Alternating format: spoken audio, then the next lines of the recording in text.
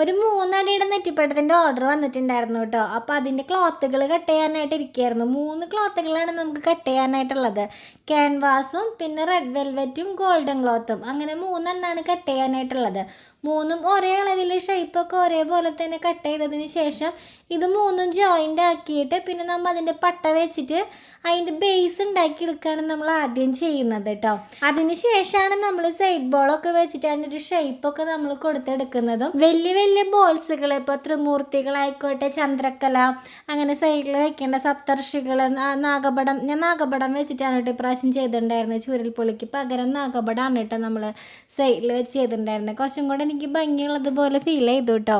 അപ്പോൾ അങ്ങനെയൊക്കെ സെറ്റാക്കി വെച്ചിട്ടുണ്ട്. ഇനിയിപ്പോൾ ഇതിൻ്റെ ഫില്ലിങ്സും ക്ലിയർ ആക്കണം, അതുപോലെ ത്രെഡ് വർക്കും ചെയ്യാനുണ്ട് കേട്ടോ. അപ്പോൾ ഞാൻ ജസ്റ്റ് ഒന്ന് ചുരുക്കി പറഞ്ഞു എന്നേ ഉള്ളൂ കേട്ടോ. നെറ്റിപ്പട്ടത്തിൻ്റെ ഒരു മേക്കിങ്ങിൻ്റെ ചെറിയൊരു രൂപരേഖയാണ് ഞാൻ നിങ്ങൾക്ക് പറഞ്ഞു തന്നത്. പക്ഷെ ഇതിൻ്റെ ഡീറ്റെയിൽ ആയിട്ട് അറിയണമെന്നുണ്ടെങ്കിൽ ഒരു പ്രാവശ്യം നമ്മൾ എന്തായാലും ഉണ്ടാക്കി നോക്കുക തന്നെ വേണം കേട്ടോ. അപ്പോൾ നമ്മൾക്ക് ഒരുപാട് സംശയങ്ങളുണ്ടാവും. ആ സംശയങ്ങൾ ക്ലിയർ ചെയ്ത് വരുമ്പോഴാണ് നമ്മൾക്ക് നല്ലൊരു നെറ്റിപ്പട്ടം ഉണ്ടാക്കിയെടുക്കാനായിട്ട് പറ്റുന്നത്.